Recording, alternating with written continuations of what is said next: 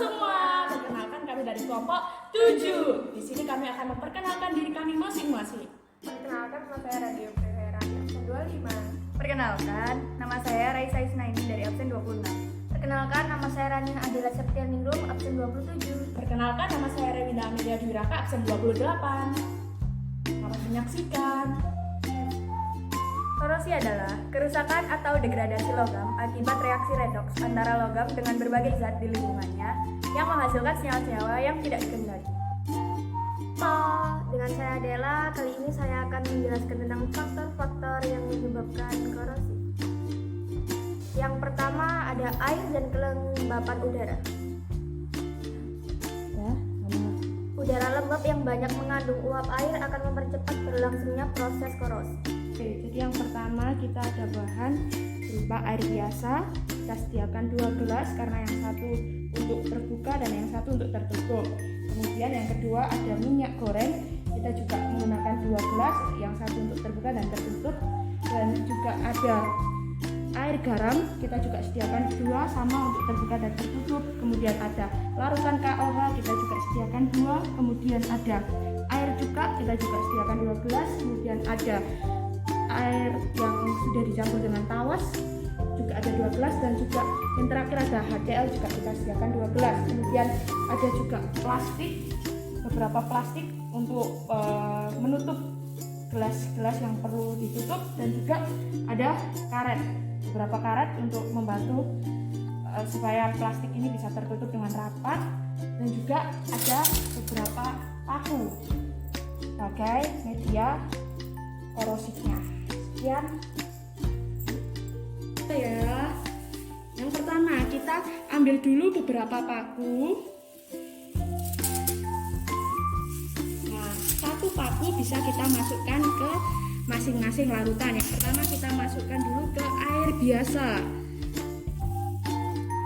Kemudian kita masukkan ke dalam minyak goreng. Dan juga kita masukkan ke dalam air garam. Dan juga kita masukkan ke KOH. Kita masukkan juga ke dalam air juga. Kita masukkan juga ke dalam tawas dan HCl. Ya, yang pertama kita akan masukkan paku ini ke dalam air biasa. Yang kedua kita masukkan air ini ke dalam minyak goreng. Yang ketiga kita masukkan air ini ke dalam air garam. Masukkan juga ke dalam KOH, larutan KOH. Masukkan juga ke dalam air juga, dan juga masukkan ke dalam air tawas dan juga HCl. Kemudian masing-masing gelas ini kita tutup dengan plastik. Kita tutup dengan plastik.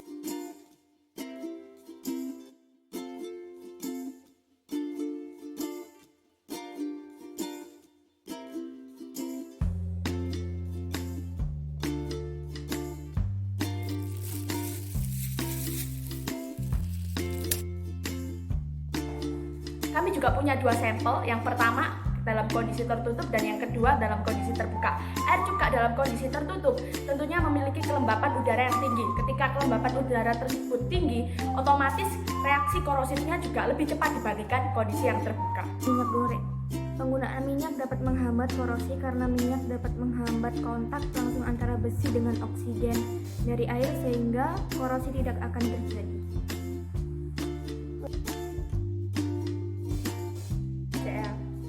HCl merupakan asam kuat yang bersifat korosif sehingga mempunyai kemampuan oksidasi yang tinggi. Terbukti dengan adanya percobaan kami ada 2 kondisi, baik kondisi tertutup, di mana kondisi tertutup kelembapan meningkat 0 kurang dari 1. Yang kelima adalah air tawas. Air tawas merupakan salah satu contoh basa lemah, di mana derajat ionisasi basa lemah adalah lebih dari 0 kurang dari 1.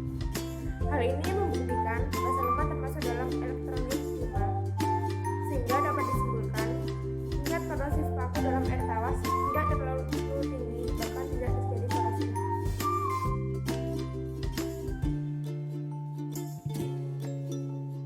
Oke, jadi di sini kita punya 2 sampel. Yang pertama adalah sampel dengan air biasa kondisi tertutup dan yang kedua sampel air dengan kondisi terbuka.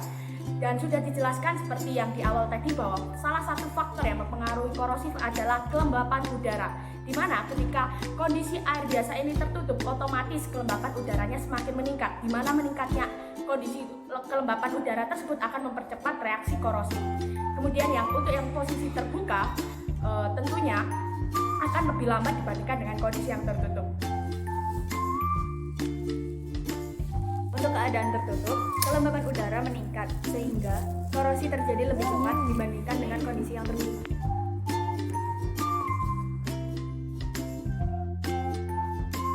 Di sini kami punya dua sampel. Yang pertama larutan KOH dalam kondisi tertutup dan yang kedua dalam kondisi terbuka.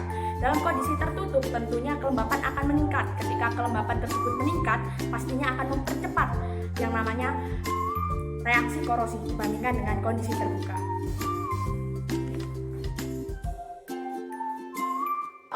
KOH adalah larutan basa kuat, di mana KOH memiliki derajat ionisasi sama dengan 1. Derajat ionisasi ini sama dengan 1 dapat dikatakan sebagai elektrolit kuat, sehingga dalam larutan KOH paku akan mengalami korosi. Cuci dong. Untuk kali ini kita akan mengambil yang dalam wadah tertutup. Bisa, taruh.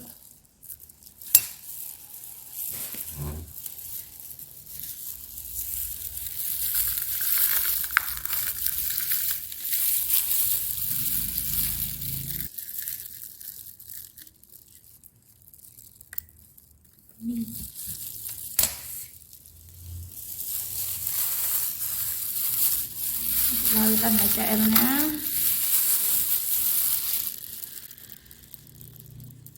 Terus diputar. Aduh, hilang.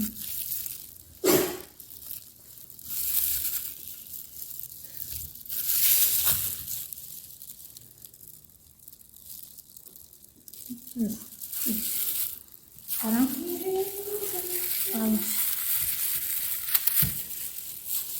apa ini? Sip.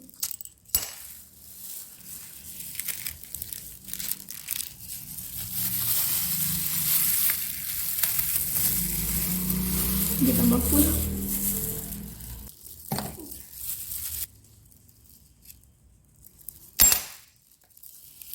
Biar dipotong ini.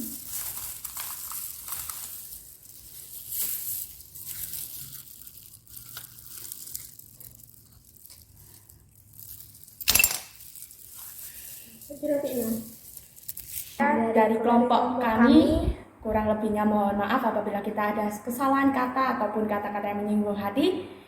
Terima kasih dan terus mohon dukungannya. Terima kasih. Terima kasih.